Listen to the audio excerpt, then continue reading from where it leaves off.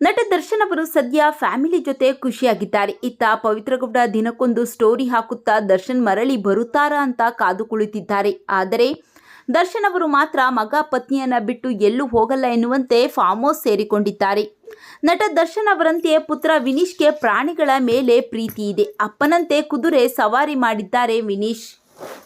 Darshan form ಹೌಸ್ನಲ್ಲಿ ಕುದುರೆ ಸೇರಿದಂತೆ ಕೆಲ ಪ್ರಾಣಿ ಪಕ್ಷಿಗಳನ್ನು ಸಾಕಿದ್ದಾರೆ. ತಮ್ಮ ಬಿಡುವಿನ ಸಮಯದಲ್ಲಿ ಎತ್ತಿನ ಗಾಡಿ ಓಡಿಸೋದು, ಕುದುರೆ ಸವಾರಿ ಮಾಡೋದು ಮಾಡುತ್ತಿರುತ್ತಾರೆ. ಅದರಂತೆ ಈಗ ಪುತ್ರ ವಿನೀಶ್ ಕೂಡ ಕಪ್ಪು ಕುದುರೆ ಮೇಲೆ ಸವಾರಿ ಮಾಡಿದ್ದಾರೆ. ಕುದುರೆ ಸವಾರಿ ಮಾಡುವುದು ಕಲಿತು ಫಾರ್ಮ್ ಹೌಸ್ ಬಳಿ ಸುತ್ತಾಡಿದ್ದಾರೆ. ಈ ಫೋಟೋವನ್ನು ವಿಜಯಲಕ್ಷ್ಮಿ ಇನ್ಸ್ಟಾಗ್ರಾಮ್ ಸ್ಟೋರಿಯಲ್ಲಿ ಹಂಚಿಕೊಂಡಿದ್ದಾರೆ. ರೇಣುಕಾಸ್ವಾಮಿ ಕೊಲೆ ಪ್ರಕರಣದಲ್ಲಿ ಬೇಲ್ ಮೇಲೆ ದರ್ಶನ್ ಹೊರಬಂದ ಮೇಲೆ ಪತಿಯ ವ್ಯವಹಾರವನ್ನು ವಿಜಯಲಕ್ಷ್ಮಿ ಅವರೇ ನೋಡಿಕೊಳ್ಳುತ್ತಿದ್ದಾರೆ. ದರ್ಶನ್ಗೆ ಎಲ್ಲೇ ಶೂಟಿಂಗ್ ಇದ್ರೂ ಅಥವಾ ಯಾವುದೇ ಕಾರ್ಯಕ್ರಮ ಆಗಿದ್ರೂ ಪತ್ನಿ ಜೊತೆಯಲ್ಲಿ ಇರುತ್ತಾರೆ. ಬಿಡುವಿನ ಸಮಯದಲ್ಲಿ ಪತ್ನಿ ಮತ್ತು ಮಗನೊಂದಿಗೆ ಸಮಯ ಕಳೆಯುತ್ತಿದ್ದಾರೆ.